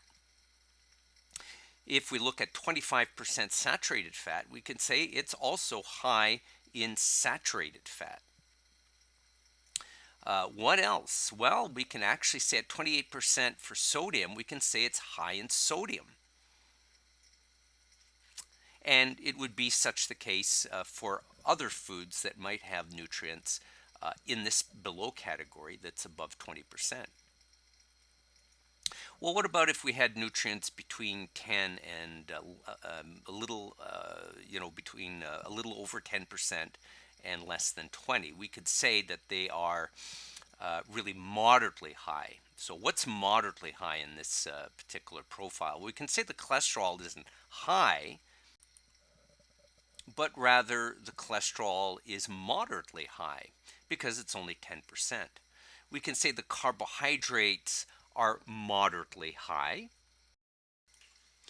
So in terms of total sugar, we know that the government doesn't establish any standards for total sugar. It does establish it for added sugar, and we'll see that in the next couple of slides. But for total sugar, based on the NIH data and the contents of this textbook, we know that 20% or higher of the calories is considered elevated in sugar. So the goal really is to be less than 20% of the calories. So that would actually be our fabricated daily value. So let's do that. For a 2,000 calorie diet, let's establish what the maximum allowance is for total sugar. Take out your calculator. 2,000 times 0.2, which is the 20% of calories. Divide that by 4 because sugar is a carbohydrate, and you get 100 grams. So 100 grams would be the maximum allowance. We'd call that the daily value. So if we look at the sugar content right now at 5 grams, we could say that the 5 grams represents 5% of the daily value. So we could say that this particular product is low in sugar. It's less than 5%. So then in summary, what is it that we can take away from this basic introductory lesson? Well, what we can learn from that is, first of all, how the daily values have been calculated for food labels. They use essentially a 2,000 calorie diet, and for fat, 30% of calories. For saturated fat, less than 10%, so what they use is 9%. For cholesterol, 300 milligrams. For sodium, 2,400 milligrams. For total carbohydrates, they use 60% of the calories, that's 300 grams. And because sugar is not well established, they don't actually have cutoffs, we can set up the cutoffs using the guidelines taught in this class, which is 20% of calories representing the maximum allowance. So that's 20% of 2,000 divided by 4, and that gives you 100 grams essentially as the cutoff for sugar. And you can establish from that 5 grams of sugar. That represents really 5% of the daily value of our fabricated DV for sugar. Now, the takeaway from all this, again, is, how do we interpret these percentages? Well, a nutrient that's found in the food that's 20% of the DV or higher is actually, that food would be considered an excellent source. It's a good source if it's between 10 and 20. It's not a good source if it's between 5 and 10. But it's actually a poor source of that nutrient if it's less than 5. We also know for the nutrients, total fat, saturated fat, trans, sodium, total sugar, and added sugar, that when it's above 20%, we don't really say it's an excellent source anymore. We say it's high in that product. Hence, a product would be high in fat. Moderately high would be greater than 10 or greater or equal to 10% less than 20, and then low in that product, notably low in sugar, less than 5%. So you need to know these principles very well.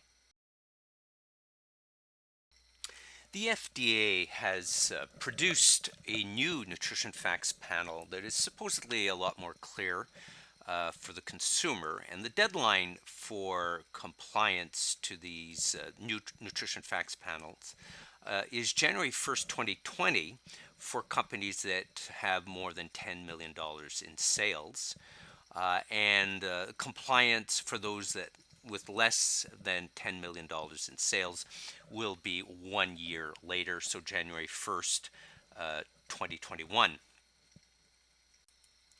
The consumer, when looking at the nutrition facts panels and products in most of the grocery stores, will actually see the new panel. Let's take a look at the differences that we might note.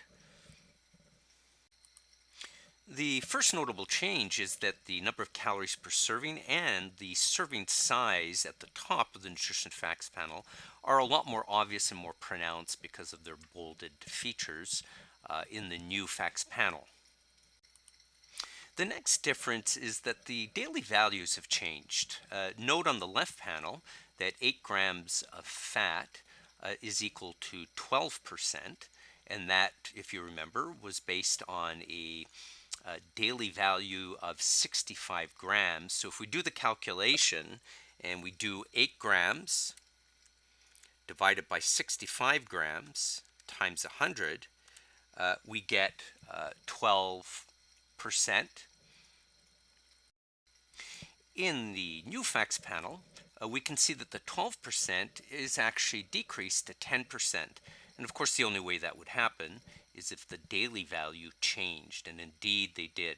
While the first daily value on the initial nutrition facts panel was based on 30% of the calories, the new nutrition facts panel uses 35% of the calories. If you remember, the healthy range is 20 to 35. So now they're using the upper. So let's do the calculation then. So 2,000 times 0.35 divided by 9, because it's fat, so 9 calories per gram, and we have 77 or 78 grams. So now 8 divided by 78 times 100, and that leaves us with what? 10%. And this is how they got the 10%. The daily value for sodium is just a straight amount, 2,400 milligrams, so that doesn't change. However, the total carbohydrate does change. The 37 grams in the old panel represented 12% of the daily value, whereas now the 37 grams represents 13% of the daily value. This happens because the daily value went from 60% in the old to 58% in the new, right? 58% of calories. So let's do the calculation. So 0.58 times 2,000 calories, divide that by 4 because it's a carbohydrate, and rather than 300 you get 290. So let's do the calculation. 37 over 290 times 100 leaves us with 13%. Another notable change is that carbohydrates, historically on the old label, had total carbohydrates, dietary fiber, and sugar. Now it's total carbohydrates, dietary fiber, total sugar, and added sugar. So while there's no daily value for total sugar, there is a daily value for added sugar, and it's 10% of the calories. So let's do the calculation to find out what the actual daily value is for added sugar. That would be 10% of a 2,000 calorie diet, and then that leaves you with 200 calories, and the 200 calories would then be divided by 4, and it would be 50 grams. So now if we look specifically at this amount here, we have added sugar at 10 grams. So 10 grams divided by the daily value of 50 grams, we're talking added sugar, gives us indeed 20%. So this would actually be considered high in added sugar because it's 20% or higher. Now, if we wanted to know if this product was high in total sugar, we would then look at the total sugar amount, which is 12 grams, and we know what the daily value is. It's 20% of the calories, so that's 100 grams previously calculated. So we're really looking at total sugar as representing 12% of our calculated daily value. 12% is indeed between 10 and 20, so it's moderately high in sugar. Now the last feature are the micronutrients that need to be featured.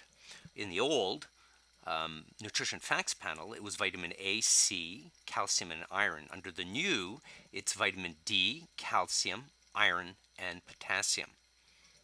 So if we follow again, just as a matter of review, what these percentages actually reveal, we can say that for vitamin D rather, it's 10%. So it's a good source. This food is a good source of vitamin D. For calcium, we could say that it's an excellent source of calcium. For iron, at 45%, it's an excellent source of iron. And for potassium at 6%, while it's not a poor source of potassium, we can say that it's not a very good source of potassium since it's between 5 and 10%. So now as an update or a review, what do we see on the new nutrition facts panel? Well, we see that the servings are larger, the serving sizes are updated, calories are larger. There's some updated daily values, and notably the fat and notably the carbohydrates. They've added sugar to the panel, not just total sugar. There's a change in the nutrient requirements. And in addition, there are actual amounts, not just percentages, that are featured on the Nutrition Facts panel. The FDA has established new rules to guide manufacturers in their labeling of food, specifically whether or not a food could be labeled as healthy. So here are the new guidelines. For foods to be labeled as healthy, they must not be low in total fat, but have a fat profile makeup that is visible on the label, that predominantly shows the monounsaturated fats and the polyunsaturated fats, and the combined addition or summation of these two fats must be more than the amount of saturated fat. So in other words, the PS ratio must be greater than 1. Second, or they can contain at least 10% of the daily value per reference amount customarily consumed of potassium or vitamin D. So that makes them good sources of vitamin D or potassium. Previously, guidelines on the old Nutrition Facts panel were looking specifically at vitamin A and vitamin C. These nutrients are no longer of concern for the federal government, and so now the focus is particularly placed on vitamin D and on potassium.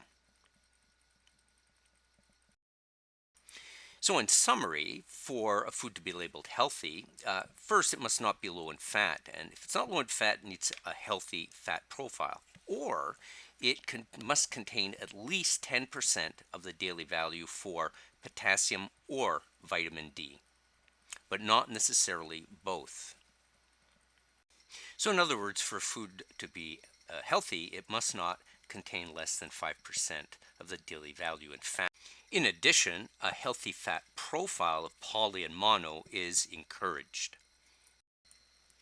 So next, I'm going to review some key calculations. It's important to know these cold. That basically means that you're able to do them without hesitation and with great fluidity, minimizing, of course, any errors that you would do because you've practiced them repeatedly. So I encourage you to practice these calculations so that you become very proficient at executing them. So before beginning, I'd like to remind you of the importance of being able to transform your given information regarding height and weight into the metric system, because a lot of these formulas use the metric system, not the imperial system. So it's important to know these cold. But I will highlight in this list the ones that you absolutely need to know. First, you need to know that 1 pound is equal to 454 grams. Memorize this. Memorize as well that 1 pound is also equal to 0.454 kilograms. That 1 kilogram is equal to 2.2 pounds. And that 1 inch is equal to 2.54 centimeters, or that 1 inch is equal to 0.0254 meters. So it's important that you have this memorized so that you can then execute these equations with greater fluidity and ease. So here's one example where the metric conversion is very important. So you have a man or patient, a client at 189 pounds, and you're about to plug his weight into the formula for establishing his resting energy expenditure. But that formula requires the weight in kilograms. So what do? You convert the weight in pounds right into kilos. How do you do that? Well, 1 pound, if you remember, is 454 grams, or to make the conversion faster, 0.454 kilograms. Consequently, 189 pounds would be equal to 189 times 0.454 kilograms, or 85.81 kilograms. It's very important to keep 2 units after the decimal point. Do not round up body weights. You will also need to convert that patient's height into centimeters or meters depending on the equation. So if a man is 5 feet 10 inches tall, then you need to convert 5 feet 10 inches into total number of inches. So first you've got to remember that 1 inch is equal to 2.54 centimeters. And in the case where the equation may require meters, you can simply say 1 inch is equal to 0.0254 meters. So consequently, 5 feet 10 inches is equal to 70 inches. 5 feet times 12, 60 plus 10, 70. And then 70 times 2.54 gives 177.8 centimeters. Again, leave 1 or 2 numbers after the decimal point, but don't round them up.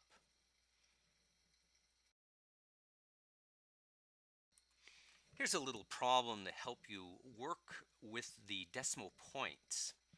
So if a man weighs 189 pounds, what would his weight be in grams? Now, grams would be an unusual unit to use for weight. It's usually kilograms. But I'm using grams here to see if you know how to use the decimal points. So I'll let you work on this and reveal the answer on the next slide. All right, the correct answer would be D. Now let's take a look at how this particular calculation was done.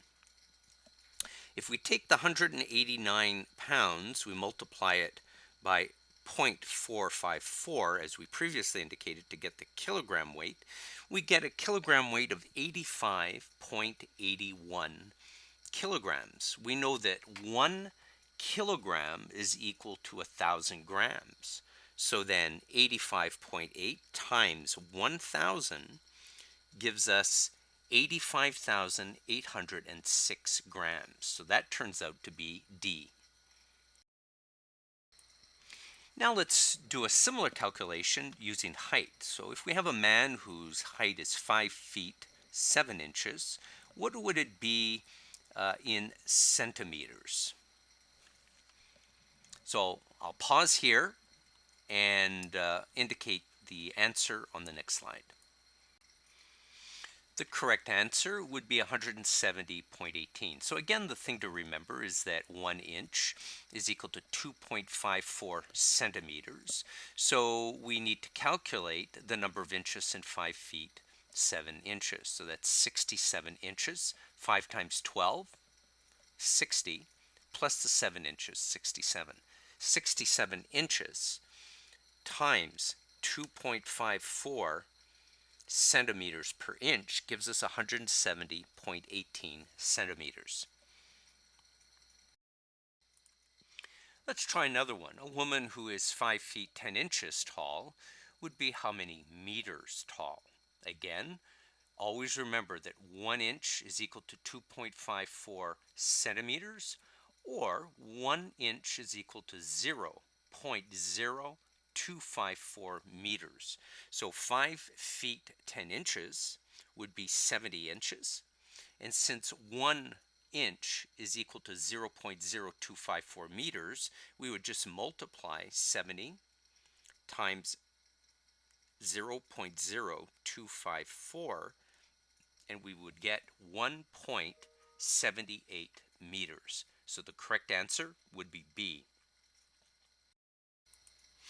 Well, now I'm reintroducing percent calculations as I did at the beginning of the course. So now I want you to calculate the percent fat calories in a slice of pie. If the slice of pie contains a total of 350 calories, and if there are 32 grams of fat per serving, what percent of the calories are coming from fat? I'll pause the video here, calculate your answer, and I'll reveal it on the next slide. The correct answer is 82.28%. How did I calculate it? Well, there's 32 grams of fat, so we'll get the fat calories by multiplying 32 by 9, and that's 288. And the one slice of pie had 350 calories, so we divide that amount by 350 calories, and we get 82.28%. Let's do another problem. If your diet contains 300 grams of carbohydrate, identify how many calories would come from carbohydrates. Now, this one is relatively easy since we know that there are 4 calories for every gram of carbohydrate, and since there are 300 grams, the answer would be C, 1200 calories.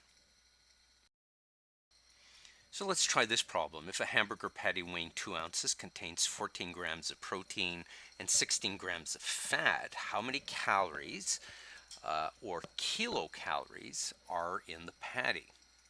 So the answer will be dependent on you acknowledging that calories come, in this case, from protein and from fat, and that there are 4 calories for every gram of protein, 9 calories for every gram of fat. So now it's a matter of identifying correctly what the calories and or kilocalories are in this patty. So let's do the calculations. First, we do the protein calculation. We have 14 grams times 4. So we have 56 calories coming from protein, 16 grams of fat. So that means that we have 144 calories coming from fat, plus the 56 from protein gives us 200 kilocalories. But we also know that there are that 1 calorie or 1,000 calories is found in 1 kilocalorie. So we would need to multiply the 200 by 1,000, and we would get 200,000 calories. So we actually have A and D being correct. 200 kilocalories is indeed equal to 200,000 calories.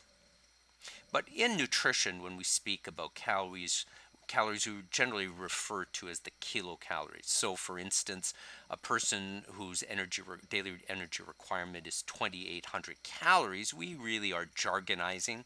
That is indeed 2,800 kilocalories. Let's do another percent calculation. So a food contains a total of 650 calories with a fat content equal to 44 grams of fat. What percent of the calories are coming from fat? Time to pause the video. I'll give you the answer on the next slide. The correct answer is roughly 61%. How is this calculated? Well, remember, first of all, don't make the critical mistake of dividing grams by calories. When you're doing a percentage, it has to be the numerator having the same unit as the denominator. That's a very basic principle. 10 apples over 100 apples. So you can't have 44 grams over 650 calories. So you've got to convert the grams, 44, into calories, 9 calories for every gram. So we have 396 fat calories, and we divide that by the total, which is 650, and multiply it by 100, and we get 61%. Another way to visualize or help a patient visualize the sugar content that they are consuming, for example, in a 12-ounce fluid Coke.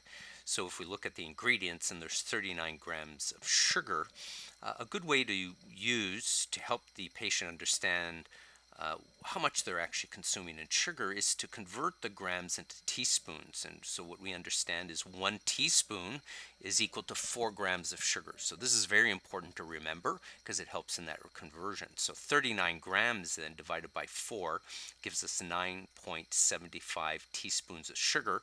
Or a dietitian would basically say, Mrs. Smith, in that 12-ounce fluid ounce of Coke, you're consuming roughly 12 or 10 teaspoons of sugar. So now let's consider a calculation that looks at yearly sugar consumption. That also is very helpful to bringing a patient to understanding how much sugar they're actually consuming. So if your patient is consuming 8 ounces of fruit juice 4 times per day every day, and the sugar content is 30 grams per 8-ounce cup, determine the pounds of sugar consumed per year. So 30 grams of sugar multiplied by 4 gives us 120 grams of sugar per day, right? Because that 8-ounce cup is consumed 4 times. So that's 120 grams of sugar per day. And since they're consuming this amount every day, that's 365 days a year, then the person is consuming 43,800 grams of sugar per year. That's 120 times the number of days in a year, 365. Now, since 1 pound is equal to 454 grams, then the 43,800 grams, if you divide it by 454 grams, will give you the number of pounds. That's 96.48 pounds of sugar per year, just from the consumption of 8-ounce fruit juice 4 times a day. Let's do another calculation. Determine the yearly intake of sugar, but break it down into monthly intakes. So a man consumes 3 12-ounce Mountain Dews per day, containing 46 grams of sugar per 12 fluid ounces, 3 days per week. How many pounds of sugar does he consume on average per month over that year? Let me pause right here, right? So pause the video and I'll give you the answer on the next slide. Right, the correct answer is 3.95 pounds per month. So how did we calculate this? Well, let's consider the number of grams of sugar consumed per day. So the patient consumes 3 12 fluid ounce Mountain Dews per day, and 1 12 fluid ounce contains 46 grams. So 46 times 3 gives us the number of grams of sugar per consumed day. So 138. He consumes that 3 days a week. So let's multiply that by 3. And what we get is 414 grams per week. We know there are 52 weeks in a year. There are not 4 weeks in a month. That is actually incorrect. So the only certifiable way to approach this is to recognize for certain that there are 52 weeks in a year. So if we have the number of grams of sugar for a week, we multiply that by 52. And we get the number of grams of sugar for a year, 21,528. That amount can then be divided by 12 because we know that there are 12 months in a year. So divide that by 12, and that gives us 1,794 grams of sugar per month. Well, since there are 454 grams in a pound, divide that amount by 454, and you get 3.95 pounds per month. All right, in this next question, we're going to go back to the teaspoon concept. So if a person consumes 6 20 fluid ounce Mountain Dews per day, that's a lot. How much sugar per year does he consume if one 20 fluid ounce container of Mountain Dew has 16 teaspoons of sugar? I'll pause it right here. And then the next slide, I'll reveal the answer. The correct answer to this problem is 309 pounds. So let's do the calculation. First, we know there's 16 teaspoons of sugar in a 20 fluid ounce Mountain Dew. How many grams? Well, 16 times 4, because there are 4 grams for every teaspoon. So we have 64 grams of sugar in every 20 fluid ounce of Mountain Dew. The person consumes 6 of these every day. So times 6 means that they're consuming 384 grams of sugar every day, and there are 365 days in a year, so multiply that by 365, and you should get 140,160 grams. There are 454 grams in a pound, so if we divide that by 454, we will get 308.72, or rounded up, 309 pounds of sugar. So here's another problem that helps you with some quantification. So one 156 gram bag of potato chips contains what quantity of fat if 1 ounce of chips equals 10 grams of fat? Pause the video here and I'll reveal the answer on the next slide. The correct answer is B, 55.71 grams. Let's see how I calculated this. I begin with recognizing that in 1 ounce chips, there's 10 grams of fat. But I have a problem. The bag weighs 156 grams. So I have to convert the 1 ounce of chips into grams of chips. And I know, or at least you should know, that 1 ounce is equal to 28 grams. So if I know that 28 grams of chips has 10 grams of fat, then I can determine how much fat is in 156 grams of chips. So that's 156 grams times 10 divided by 28. The answer, B.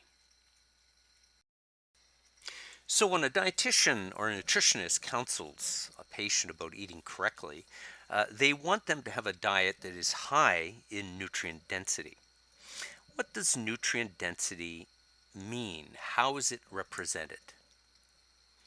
Well, the correct answer here is milligrams per calorie. So the correct answer is C. It's the number of milligrams of nutrients, calcium, copper, selenium, for every calorie consumed. So we want this amount to be elevated, representing a high nutrient density. Let's do a nutrient density calculation. Calculate the nutrient density of one 156 gram fresh baked potato if the niacin content of that potato is 2.8 milligrams and the calories found in that potato is 145 calories. I'll pause here and I'll reveal the answer on the next slide. So the correct answer is 15 micrograms per kilocalorie. So let's take a look at how I calculated this. Well, first we understand that nutrient density is the quantity divided by the calories. So the quantity here is 2.18 milligrams. So we're going to divide that by the number of calories, which is 145 calories in that potato. And we end up with 0.015 milligrams per calorie. And you can see in option C that isn't the correct answer. C is 0.0015. The correct answer in milligrams would be 0.015 milligrams per calorie. So C is wrong because it's actually 10 times smaller. Now, what about 15 micrograms? Well, the idea is that the microgram is 1,000 times smaller than the actual milligram. So we would have to then multiply 0.015 by 1,000 and change, of course, the unit. So if we multiply that, 1,000, we end up with 15.03, and in this case, it would be micrograms. So it's important to have a little bit of flexibility here in terms of understanding micrograms and milligrams. So for ease, we could say, for instance, that 1,000 grams is equal to 1 kilogram. We can also add to that 1,000 milligrams is equal to 1 gram. And now to better understand this problem, we can say that 1,000 micrograms is equal to 1 milligram. This should help you to better understand the resolution of the previous problem. In nutrient counseling, while we advocate for foods of high nutrient density, we actually try to encourage individuals to eat foods of low caloric density.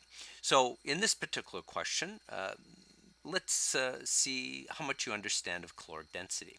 What is the caloric density of a 156-gram bag of potatoes if the total calories is equal to 836 calories? Pause the video here. I'll show you the answer on the next slide. Hopefully you remembered the definition. It's the number of calories per gram weight of the product. So we have 836 calories in a bag of potato chips that weighs 156 grams. So we can take 836 divided by 156 and we get 5.36 calories per gram. Now I want to spend some time looking at the key calculations used for the determination of energy needs and for diet prescription. The first calculation that I'd like to introduce to you is the determining of resting energy expenditure, or REE. The method recommended in the book is to begin with the Mifflin equation. This establishes the resting energy expenditure, which is the first step in determining the total energy expenditure, which we'll see later on. So I'd like to show you that in this equation, the men and women equations are very similar. The women is 5 times the age plus 161, and for the male, it's 5 times the age minus 5 in the last bracket. But aside from that, the two equations resemble each other. And you can see why we were determining the metric conversions, because in this first one for men, it's 10 times the weight in kilograms. So you need to take that body weight, as we were doing previously, multiply it by 0.454 and insert it in this particular parentheses. The height is in centimeters, so height in inches times 6.25. And so the approach here is, first of all, memorize this equation, know it cold, so that all you need to do is insert by memory into your calculator the different parameters, adding them together and subtracting and coming up with the REE. When I do this in the classroom, students can eventually do this in 45 seconds. So I recommend this particular objective for you as you practice this equation to do it under a minute. Now, the REE is really the energy expended by the individual when they are in the supine or the lying down position. So it's the resting energy expenditure. So it really is measuring the energy that is used by the organs and the muscles and the brain while in a state of relaxation. Let's do an example. A 35-year-old man weighing 250 pounds with a height of 5'10". Determine this individual's resting energy expenditure using the Mifflin equation. So I have the Mifflin equation written out here. And if you've memorized it, then you will do first the conversion of the body weight. So 250 pounds times 0.454. and you get 113.5. So that 113.5, because you've memorized it, will multiply the 10, and that gives you basically 1,135. Now you can write this down quickly on a piece of paper. The next thing is 5'10", so that's 70 inches. 70 inches times 2.54 to get the centimeters, so 70 times 2.54. And you get 177.8. That 177.8, you know by memory, gets multiplied by 6.25, and you get 1,111.25. That value will then add to the 1,135 from the previous parentheses, and you will get then the total for the first bracket, which would be 2,246.25. The next is to do the age, and so it's 5 times his age minus 5, and so then that value is minus 170. So when we actually add the 1,135 to the 1,111.25 minus the 70, we get 2,076 calories. Now, this gives us the resting energy expenditure, but now in order to get the total energy expenditure, we need to multiply that by an activity factor. My choice of activity factors are going to be selected from table 2.4 in your textbook, and I've summarized them right here, but this is just a brief example of what you'll find, but the idea being that if you're doing a light activity, it's going to be 1.53 for a man and for a woman. A moderate activity is 1.76 and a heavy activity is 2.25.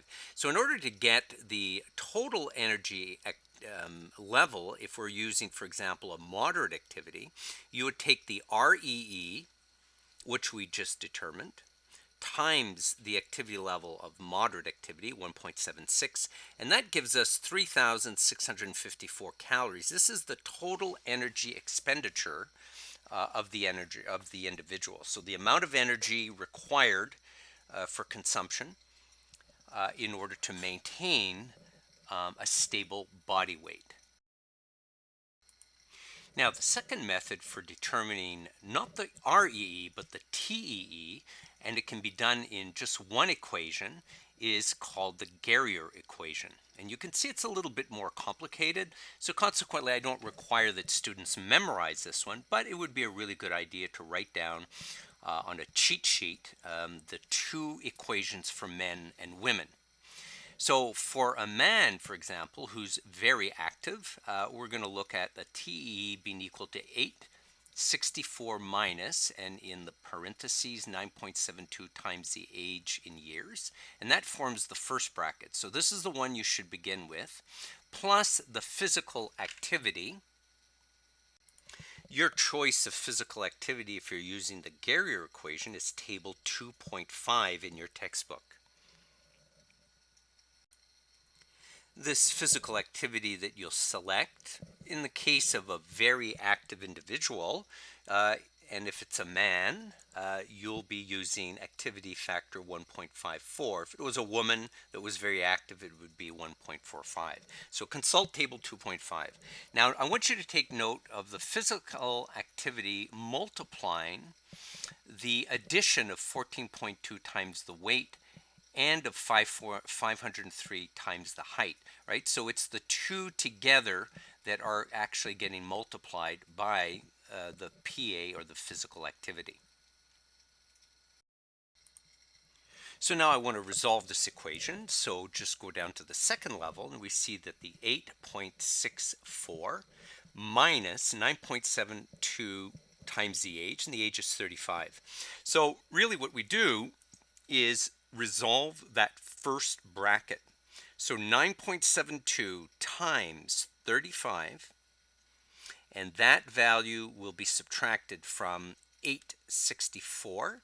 And so you can write down on a piece of paper the first bracket, 523.8.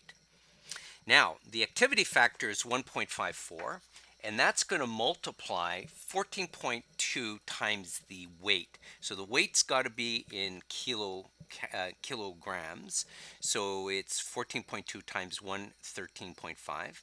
And then the height is got to be made into meters, not centimeters. That's 503 times 1.78. So what you're looking at is the 1.54 multiplying the summation of those two last parentheses.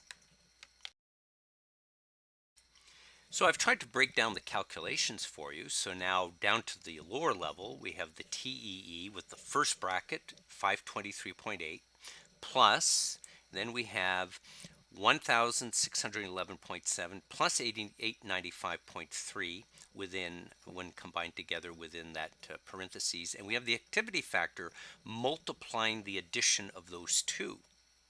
So when we do that, the 1,611.7 plus 895.3 times 1.54, that gives 3,861. That gets added then to the 523.8, which you did initially, and that gives us the calories of 4,385 calories. This is the total energy expenditure of that individual who is very active.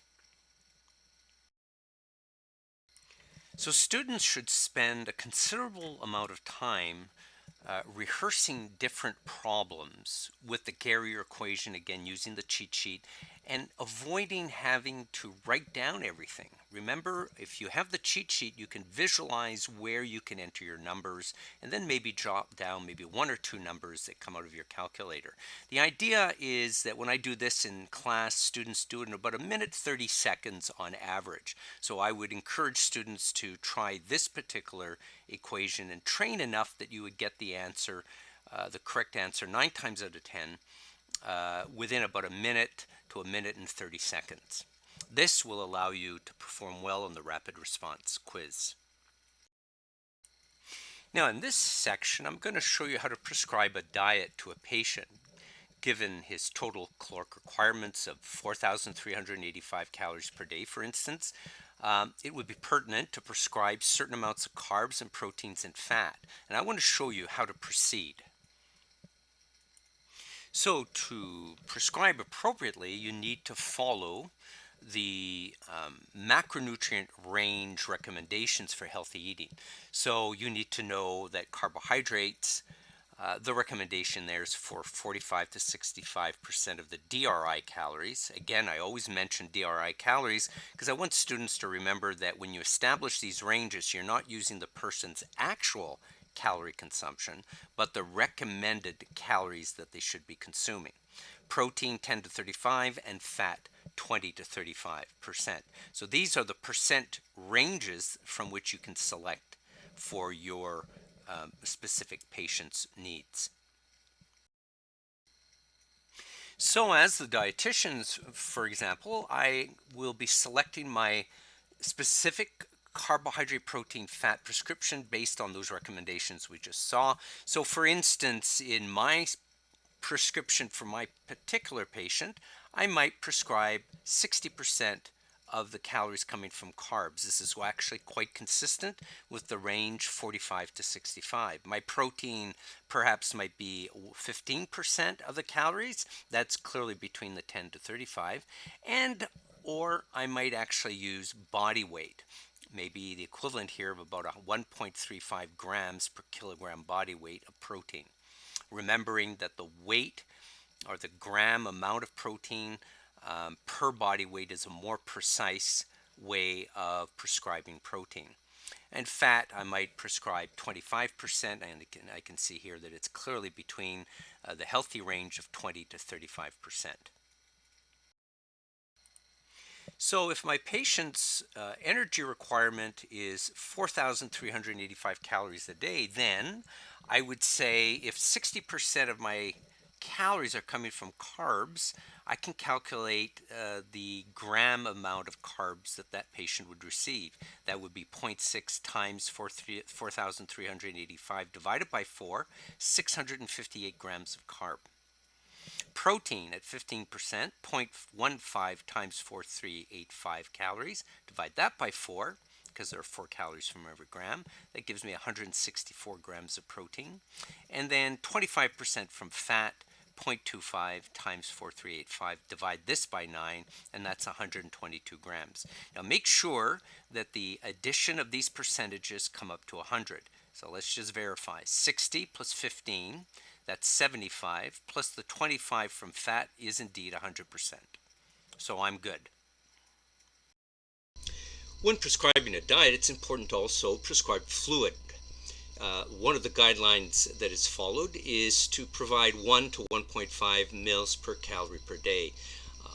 The basic need at room temperature would be roughly 1 mil per calorie per day.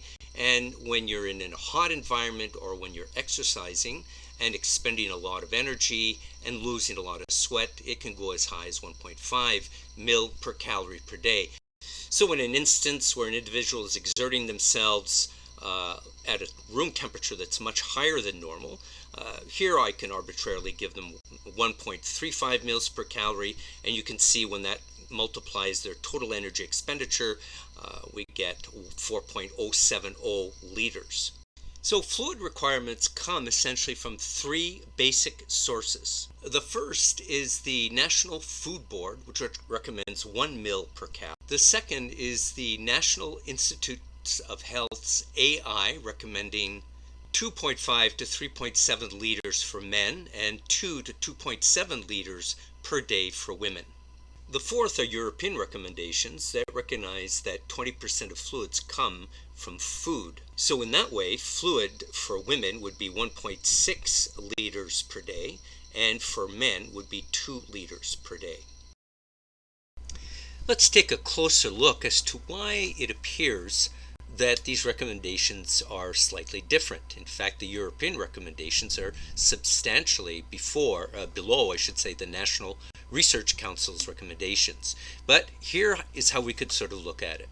So if we take the AI, or adequate intake for men, 2.5 to 3.7, and if we take that lower end, 2.5, and if we assume then that the approximation of 20% of fluid requirements comes from food, we could say that if we take 80% of 2.5, we in fact end up with 2 liters per day for men. And that sort of makes sense, and that's consistent with the European recommendation.